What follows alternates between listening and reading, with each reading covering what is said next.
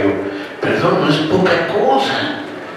Como decía un amigo, pero lo decía por otras razones, esa sí es vieja y no la que tengo en casa.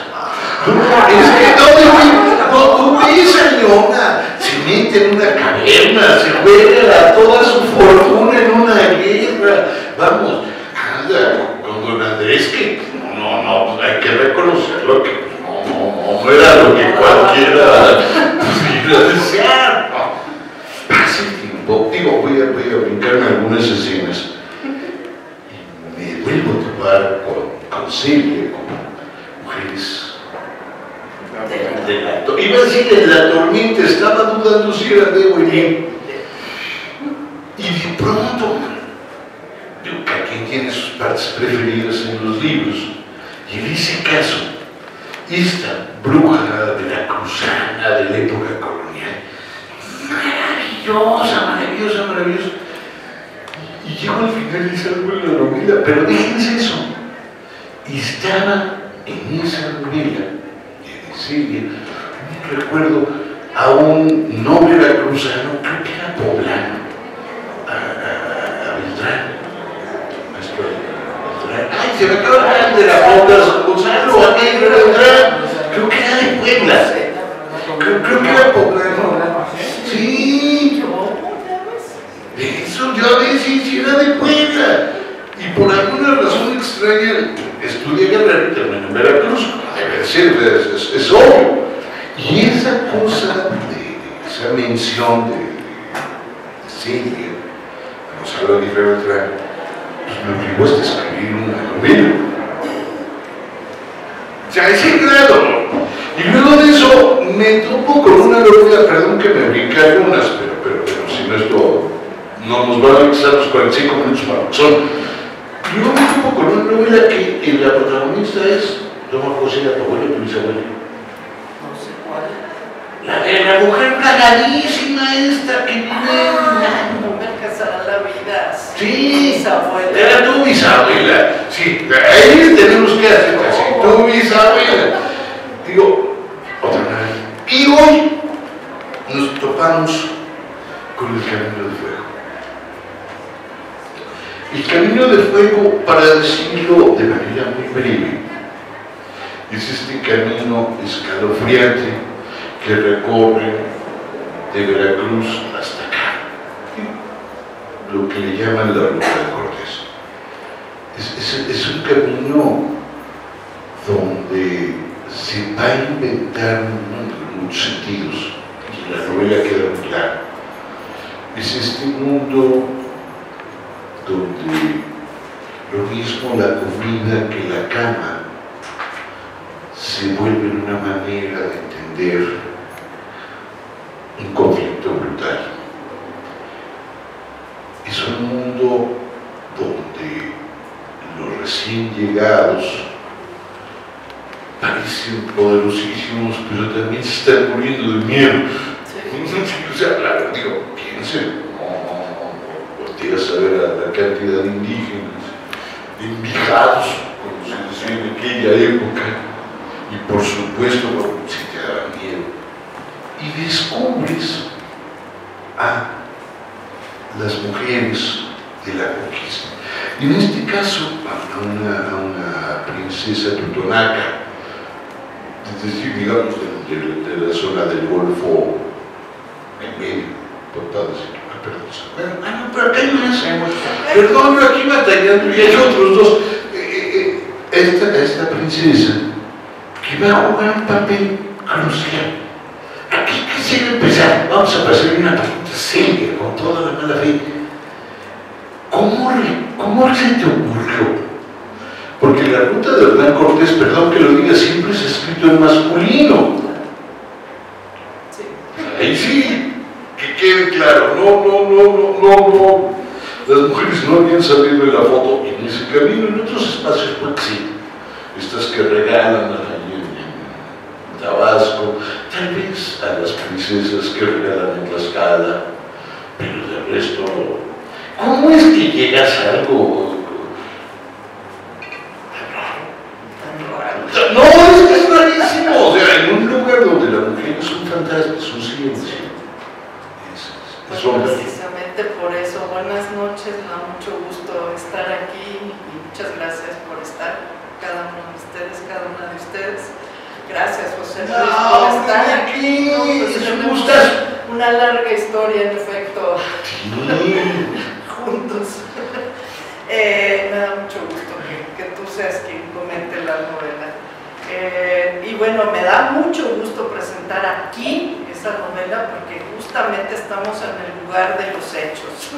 Imagínense que aquí afuera, aquí en esta calle, aquí, así empieza la novela, con unos personajes que van huyendo, muertos de miedo, mojados.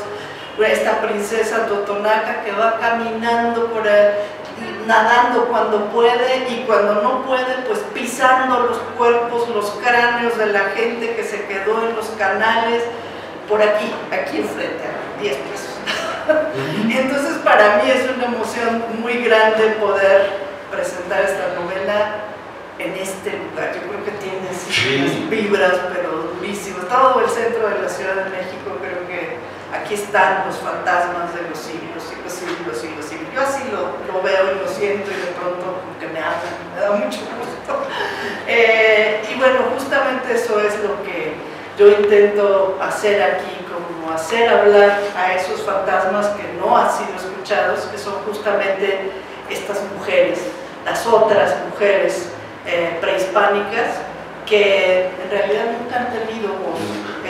Sabemos un poco de estas princesas, en efecto, estas esclavas que le regalan a Cortés en Tabasco, la Malinche, por supuesto, y bueno, a veces mal y a veces peor, y pues siempre como la villana, ¿no? Hasta últimamente, en estos últimos años, ha sido revalorada su función como gran traductora cultural, como mujer muy inteligente, y bueno, pues aquí José Luis tiene mucho que decir sobre la Malinche, ¿no?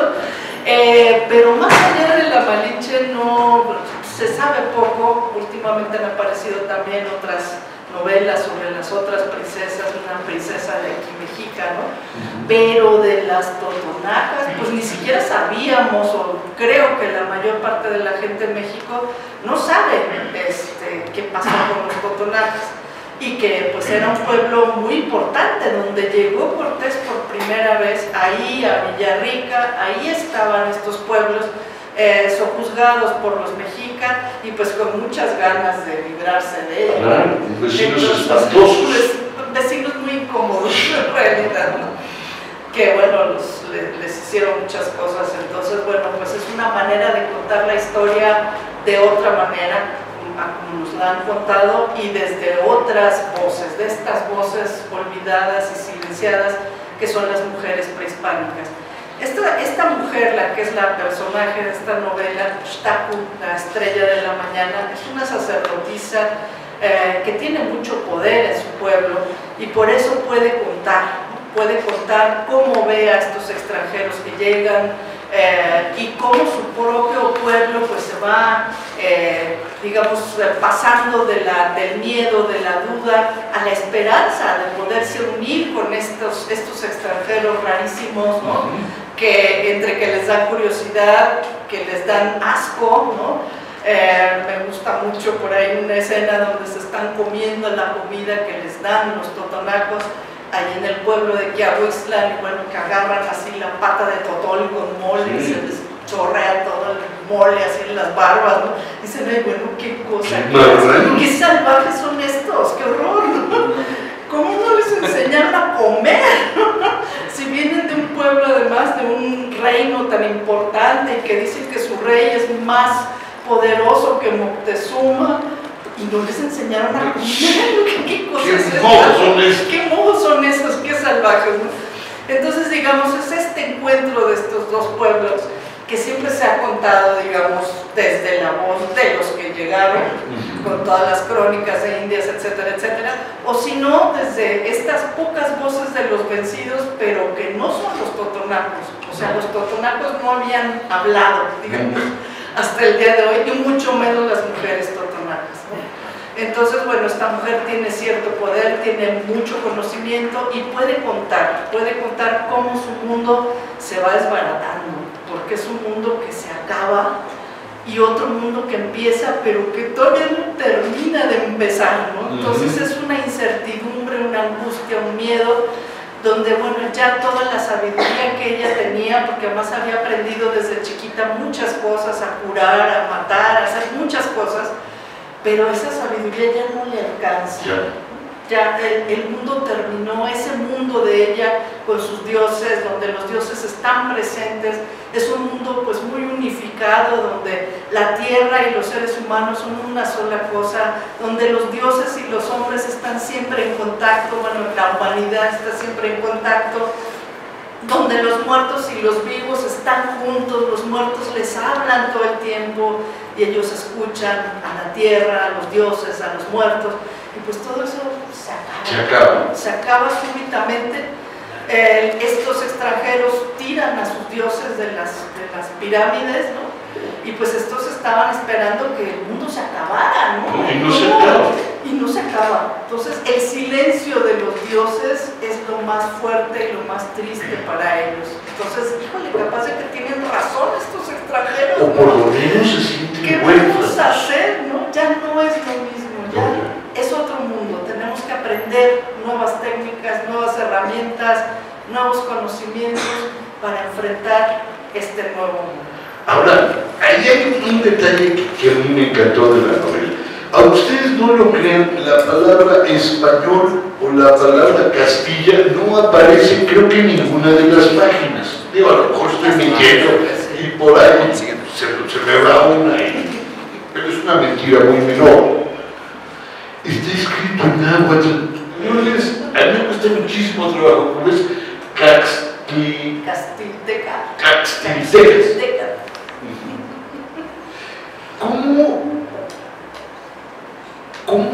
¿Cómo suceden dos cosas en la novela? Pero no hablo de lo que pasa aquí, sino de lo que pasa en serio. La primera es, hay un envejecimiento cuidadosísimo del lenguaje. Es decir, hay un barniz de náhuatl, hay un barniz de totonaco, muy cuidado porque no es una novela en náhuatl, no es una novela en totonaco, no es una novela del siglo XVI, no, es una novela de la semana pasada, pues, o sea, de hoy. Pero tiene este barniz, y eso me hizo padre. Y la segunda que me sorprende son los cuerpos. Sí, sienten cosas, pero las sienten de manera profunda los personajes. Esto me hacía pensar, cuando yo lo estaba leyendo, esa es la segunda pregunta. La primera es el lenguaje. Y la segunda, cuando estás escribiendo, ¿te posees? Entonces, lo digo en el mejor sentido del término, no digo que esté corriendo. Con penacho, pues, pero así como un actor le presta el cuerpo al personaje, tú le prestas la cabeza y los dedos al lado. Bueno, si escribes a vaca, al compu, o a nada, de menos, pues, hay como esta posesión. Cuéntame de las dos cosas antes. Bueno, el lenguaje, no se asusten, no está en español la novela. Sí. Y realmente lo que quise hacer es, sí, conservar como este tinte de cómo pudieron haber hablado esas personas que no conocían pues muchas de las palabras que ahora usamos, tortilla, por ejemplo, ¿no? Gracias. Entonces, bueno, ¿cómo decir tortilla sin decir tortilla y que se entiendan? Muchas de los caballos, ¿no? Que no eran caballos, eran los grandes venados, ¿no? Claro.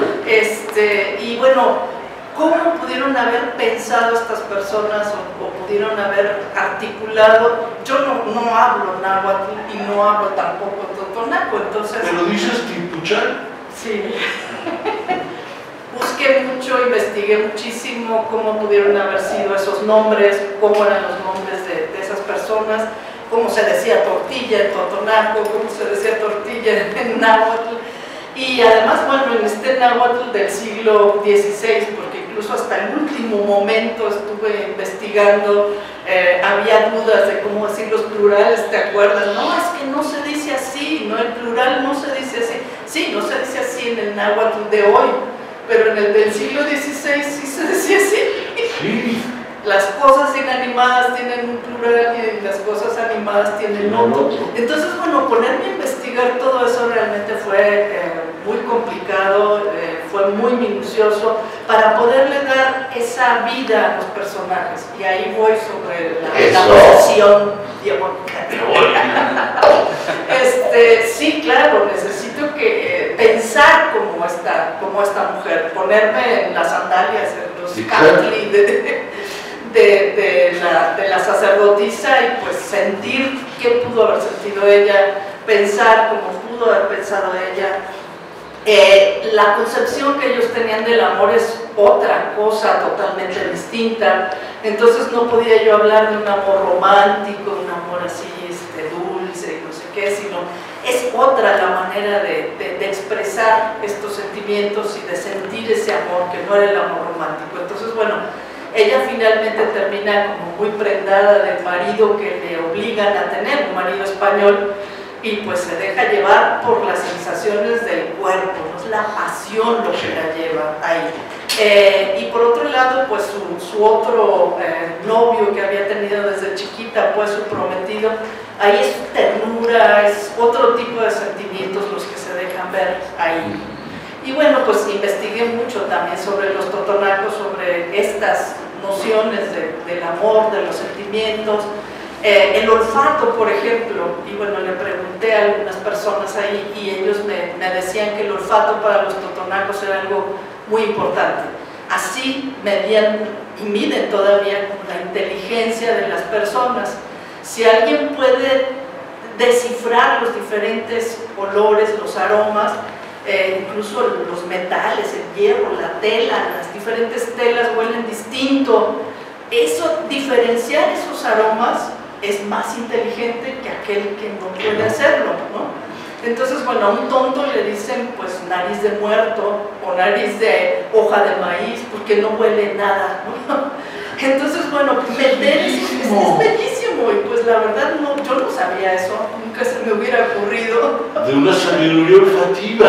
Una sabiduría olfativa y de los sentimientos, de las sensaciones que son otras muy distintas a lo mejor a lo que estamos acostumbradas a ver, a sentir, a escribir, ¿no? Y pues en ese sentido también fue toda una investigación para poder plasmar esos sentimientos, esas sensaciones, esos olores, ¿no? A qué huelen las cosas. Y bueno, una de las cosas que ellos se preguntan es ¿a qué huelen estos extranjeros? No huelen a nada conocido. ¿Qué será, no? Pues huelen como a muerto de pronto, pero huelen también como a los tamales que se agrian, ¿no? Que todavía no están como echados a perder. Entonces inventan como esta nueva manera de poder definir a estas personas por cómo huelen, ¿no? Algo totalmente distinto que nunca habían olido. Y bueno, pues esta es parte de la investigación que hice y también pues por estar cerca de estas personas, ¿no? Viviendo en Jalapa, viendo sus paisajes todo el tiempo, yendo aquí a Huixla constantemente y con la gran duda de qué pasó aquí, ¿no? Es una ciudad destruida, una ciudad hermosísima que está justo enfrente de Villarrica, a unos 50 kilómetros de Jalapa, tal vez menos. Y una ciudad que está arriba, uno tiene que subir un cerro así ahora en una carretera, subirlo muy rápidamente y desde arriba hay unas tumbitas chiquitas que son para los muertos, es una ciudad sagrada, ellos se encargaban de custodiar esas tumbas, esos muertos que tienen unos agujeritos, son como unas piramiditas pero en miniatura, ¿no? El paisaje que se ve desde allí es una cosa impresionante, ves toda la bahía ahí, el peñón donde Cortés estrelló sus naves, no las quemó, las estrelló, ¿no? Y la planta de Laguna Verde, que ahora está, pero no estaba. Entonces, además, toda una serie de lagunas que llegan ahí hasta el mar, un paisaje extraordinario, ¿no? Yo me enamoré de esta ciudad, que ahora es una ciudad fantasma, muy poca gente además visita, no hay nada más que estos túmulos, ¿no? Chiquitos que son muy curiosos porque hay en muy pocos lugares. En otras zonas arqueológicas no encuentras eso, y algunas pirámides un poco más grandes. pero la vista, eso es lo que enamora inmediatamente, ¿no? Entonces, bueno, ¿qué pasó ahí? Sabemos que ahí se reunieron los 13 pueblos totonacos, sí. Ahí. Y bueno, la gente habla más bien de Zempoala, que está un poco más adelante, que era una ciudad también enorme cuando llegó Cortés. 50,000 personas vivían ahí y ellos confundieron esa ciudad con una ciudad hecha de plata, que estaba pintada de blanco y como forrada con las conchas de los moluscos. Sí, bruñida De alguna manera, y se veía como si fuera de plata. Entonces ellos desde lejos vieron esta ciudad y dijeron, ciudad de plata, ¿no? ¡Qué maravilla! Y la gente que vivía en Zempoala se burlaba mucho de ellos, ¿no? ¡Qué bárbaros, qué inocentes! Pero aquí tienes otra cosa que creo que es crucial. Nos hablas no solo de estas mujeres primerizas, sino nos hablas también de cómo poco a poco ellas los van volviendo indígenas a los españoles y los españoles van volviendo castellanos a las indígenas. O sea, normalmente pensamos que eso solo ocurrió 9 meses más tarde, pero no. Desde el principio, en esas pasiones que tú hablas del primer mestizaje de veras. Ese que va directamente a la boca, por decirlo de una manera fácil. Así es, bueno, ellos, los extranjeros se enamoraron de las tortillas, por ejemplo, ¿no? Empezaron a consumir tortillas desde el primer momento en que probaron aquello, y bueno, fueron transformando sus costumbres. Justamente el adivino le decía a Xtacu, a la sacerdotisa, que estaba angustiada porque qué iba a pasar, que si iban a conquistarlos, que si iban a tirarle sus dioses, que si les iban a quitar su lengua. Y el adivino le dice, bueno, sí, tal vez nos quiten algunas cosas, pero ellos también se van a llevar nuestro idioma, se van a llevar nuestra comida, se van a llevar nuestra manera de ser. No crean que se van a ir así nomás. Inermes no. Y sus edificios que ellos piensan que van a durar para siempre, nuestras ceibas van a estar ahí enredadas en sus edificios también. Y bueno, vemos en la antigua Veracruz, pues esta casa que era la casa de Cortés, llena de ceibas, por las paredes, ¿no? Llenas de las ramas de las ceibas. Entonces, pues ellos también se transformaron y acá, bueno, no eran ni nosotros ni ellos, porque somos ellos, somos de los dos lados, claro. Somos nosotros. Otra cosa que me encantó fue la elección por lo totonaca, no solo por esto, sino porque es un pueblo doblemente despreciado. Es decir, si tú miras a los totonacas desde aquí, desde el Zócalo, pues no salían muy bien parados, digo, la verdad, perdón que lo diga, pero esto es en serio lo que voy a decir, a ellos les debemos todos los albures vinculados con el Chile. Sí. Sí, todos los albures vinculados con el Chile son totonacos. De los totonacos, sí. Así no me la sabía. No se la sabe. Pues cuando eso tiene que ver con la hija de Huemac en estas leyendas. Llega la hija de Huemac a un mercado y se encuentra a un totonaco vendiendo chiles. Y como buen totonaco, pues habla de cueros. Pero no era totonaco, perdón, era huasteco, era Tenec. Es cierto, era Tenec, Ay, mira, le quieres. Pero me encanta, esa niña es preciosa.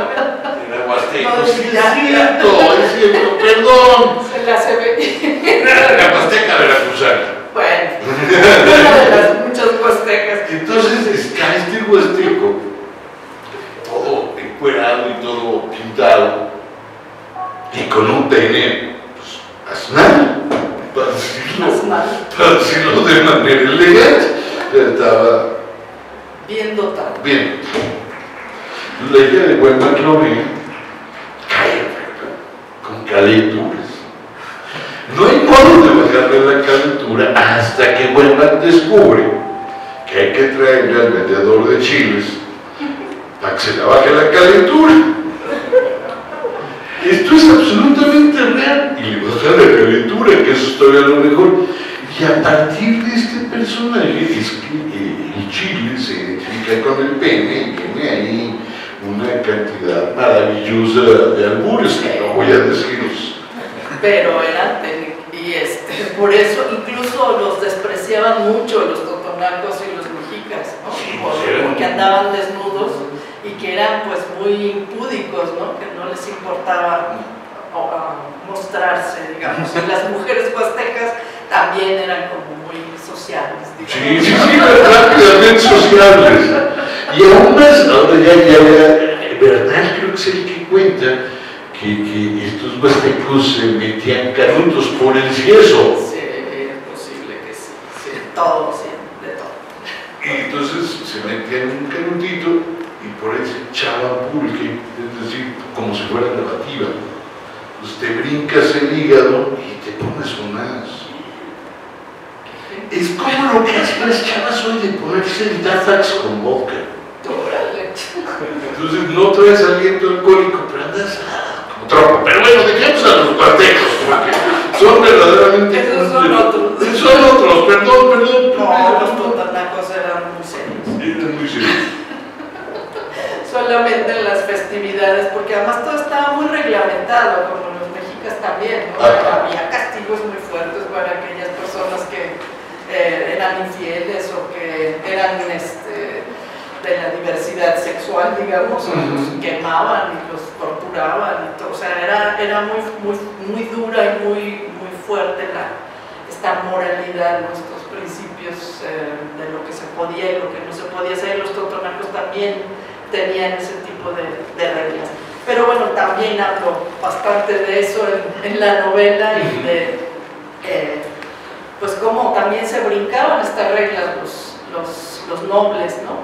Claro. Siempre hay clases sociales, en efecto. Sí, código postal cuenta. Y los nobles podían hacer muchas cosas que el pueblo no podía y que hubiera sido castigado seriamente si se hubiera encontrado que lo hacían, ¿no? Y pues ahí describo justamente pues estas escenas pues sí son ardientes escenas de amor, que es lo que más me gusta también describir, junto con los vestidos y las costumbres de las mujeres, que como vimos pues son muy poco tratadas.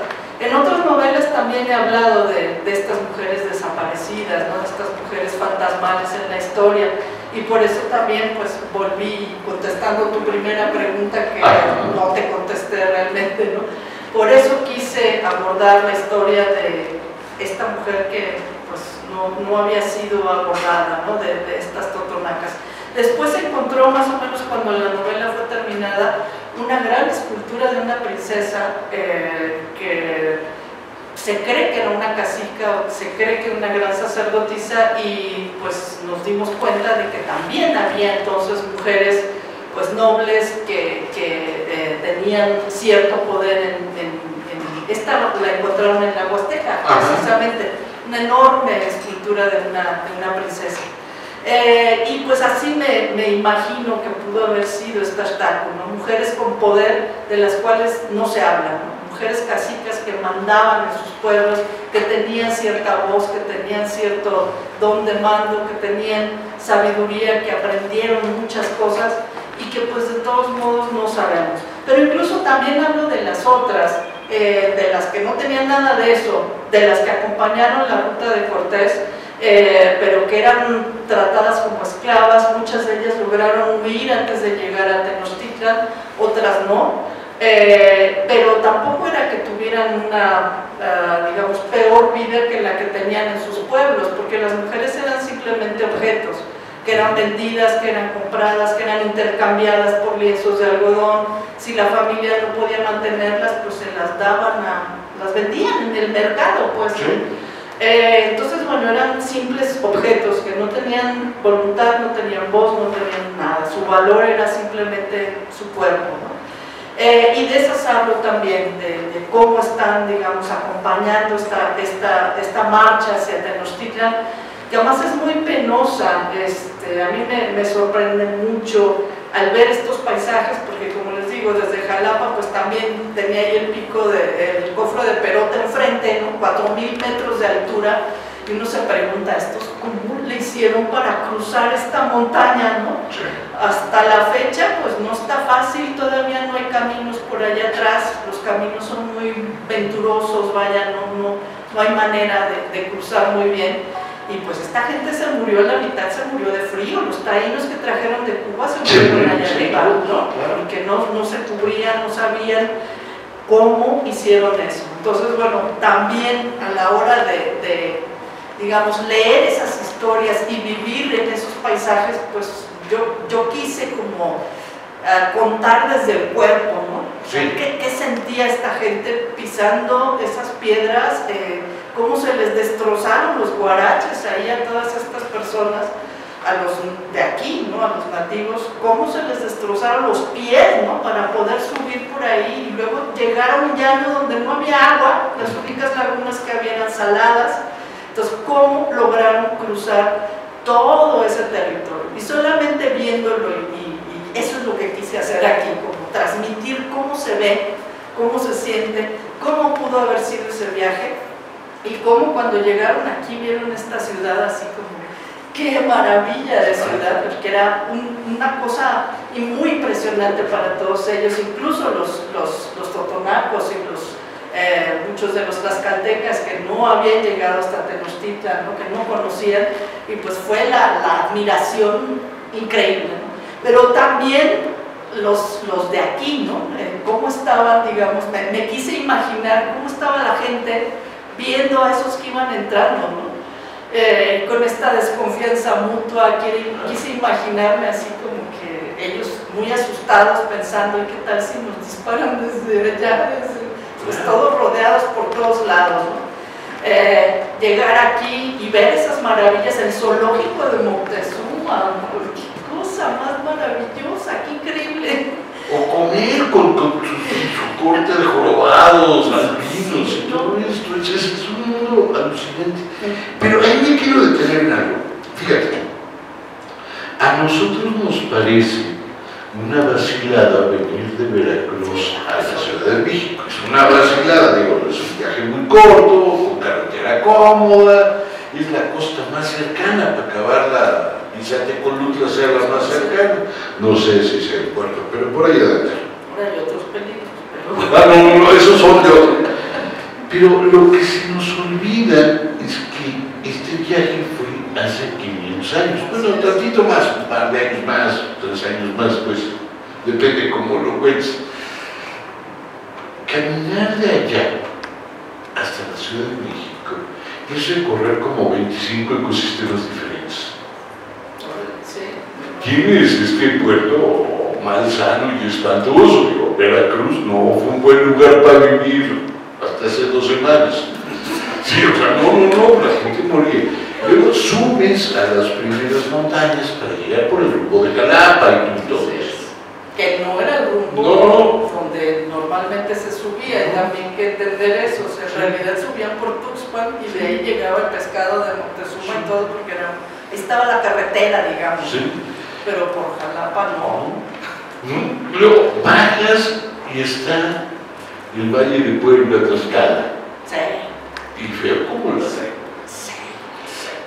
Se llama el seco el pueblo. Sí. Y después de eso sigue otra montaña, otra cordillera. Sí. Y en el interín, no solo esto, te van matando con singular alegría. Y te enfrentas con gente de lo peor. Que tú pensabas que los caballos funcionaban, pero no, de un solo golpe les mochan la cabeza, para decirlo rápidamente. Al principio sí les impresionaron claro. Mucho, pero ya después les agarraron confiancita. Sí, o sea, toda la cosa y los otomíes eran muy bravos, son terribles guerreros. No tuvieron miedo a nada. Y después de eso llegas y ves esta inmensidad. Para ellos, yo supongo, esto, lo que estoy diciendo es solo algo que supongo. Muchos de ellos en este viaje nunca hubieran visto Tenochtitlan. No. Era como ir a otro planeta, aunque sean 400 kilómetros, digo, no sé cuántos sean, pero pongamos 400. esos viajes a otro planeta, a otra nación. Sí, era otro país realmente, otra nación, pues. Porque además ahora nos han enseñado la historia de este modo de que eran los indios y los españoles. Claro. Entonces, nosotros somos, pero ¿cuáles? Sí, o sea, no. Ahí también lo dice esta mujer, así como que nos dicen indios, ¿y quiénes son esos? Sí, o sea, no somos indios, ¿no? ¿Qué quiere decir eso? Nosotros somos otomí, somos nahuas, somos totonacos, somos de aquí, o sea, no, nada que ver. Entonces, además, cada uno de esos pueblos era muy diferente, con una religión distinta, una lengua distinta, costumbres distintas, etc. Entonces, bueno, pues llegar aquí ya era otro país, ya era otra cosa totalmente. sí, y otro país verdaderamente lejano. Sí, nos queda poco tiempo, pero creo que lo que debemos hacer es preguntarle a los de allá abajo. Se vería bien de nuestra parte. Yo creo que sí. Yo creo que las personas que nos hacen el favor de acompañarnos, si vale que los fiscales se reciben todos, los fiscales ninguno. Si no, yo me sigo. Por favor. Mi pregunta es, digo, lo único que he leído de ustedes es Adictas a la Insurgencia, que por cierto es un librazazo que me encantó, pero recientemente, yo creo que en estos 2 años de pandemia que hemos tenido previos, han salido 2 libros que me encantan sobre princesas que estuvieron ahí, que fue La Otra Isabel, de Laura Martínez Relí, y Soy Malinche, de Pedro J. Fernández. ¿Se podría decir que este libro es como una trilogía, para completar una trilogía de princesas que estuvieron ahí? Algo así como la trilogía de las distopías del principio del siglo, que son 3 libros diferentes, de 3 autores diferentes, pero que de cierta manera tratan de un mismo tema visto desde distintas perspectivas. Me deja sin hablar.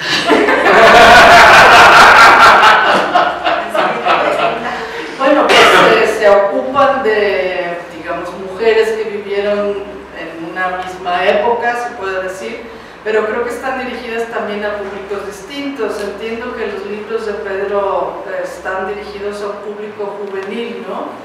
Ese precisamente no, la ese verdad. sí ya es. Pero bueno, aquí tenemos un libro maravilloso de Malinche.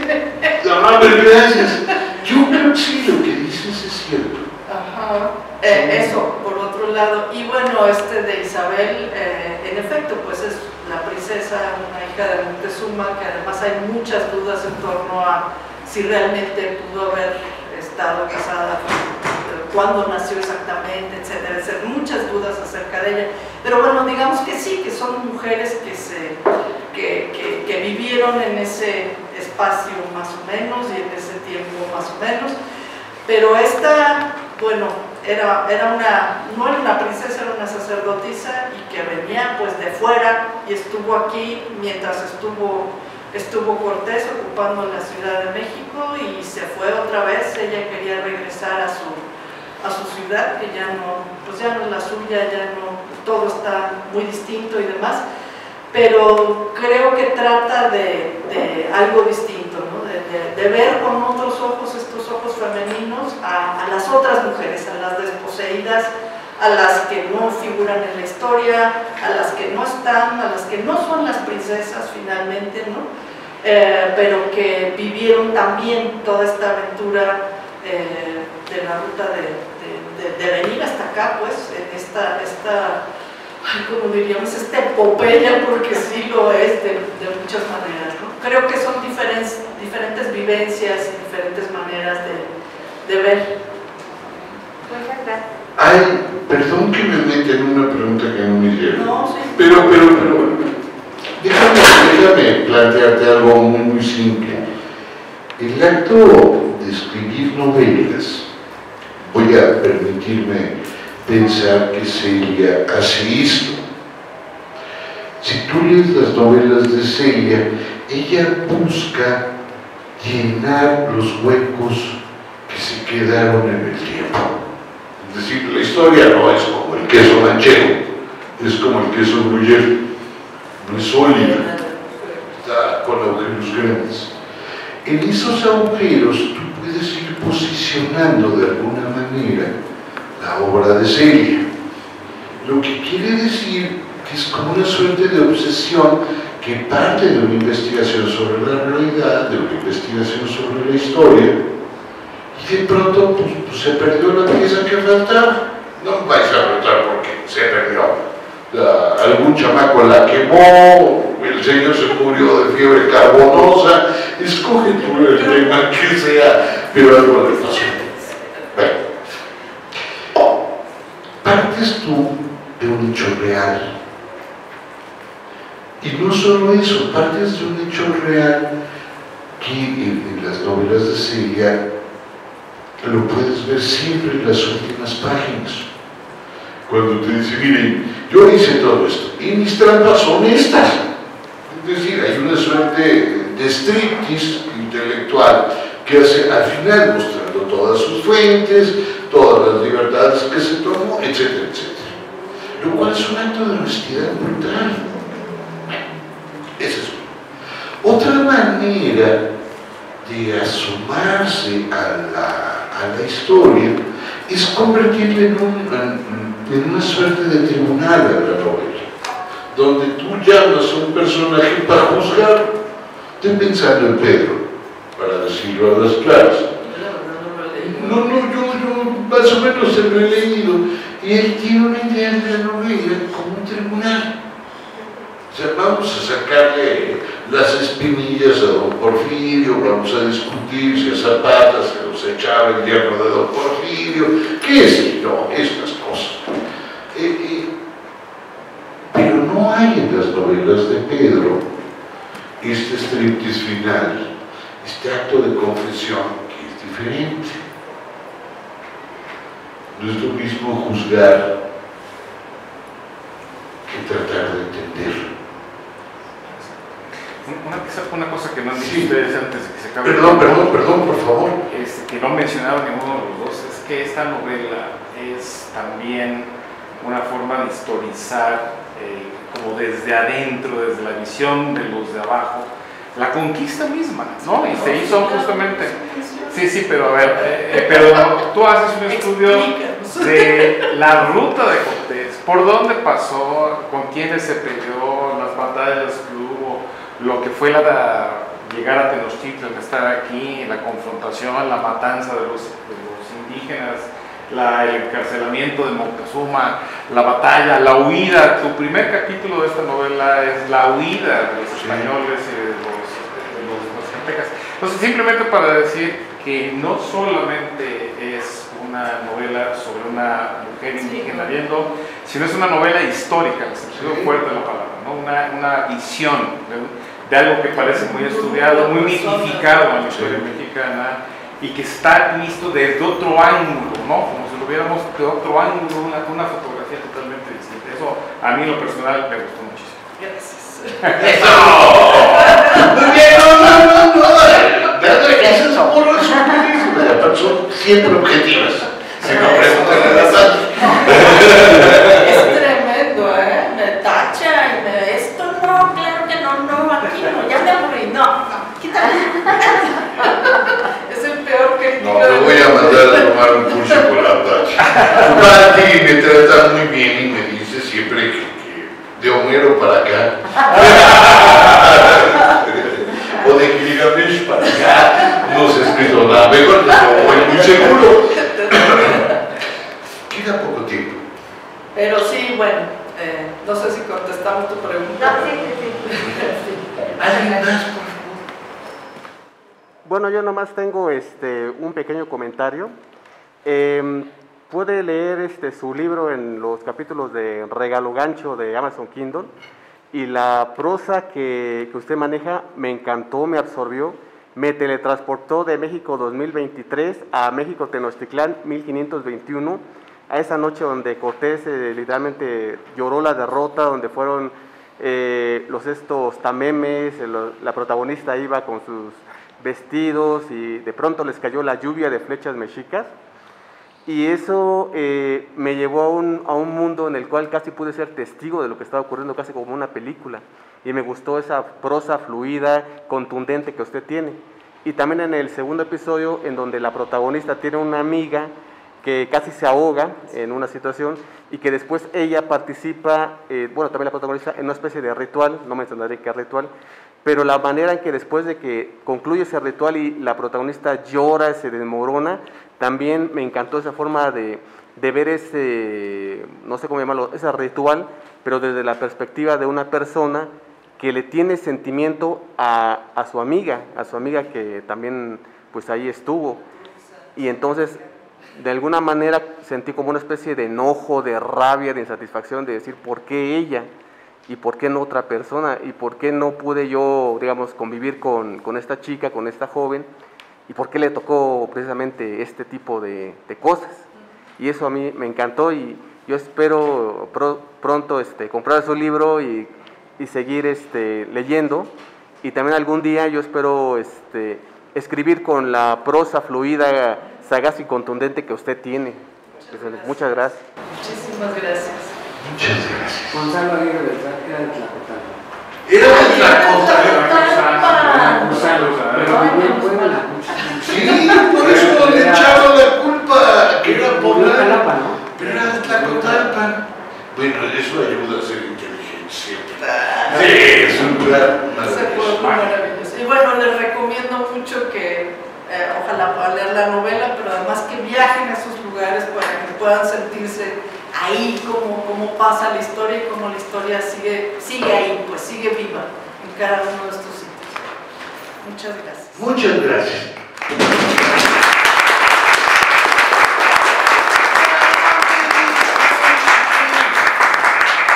Pues sí, fórmense de 10,000 en fondo para que les firmen sus libros. De 10,000 en fondo es una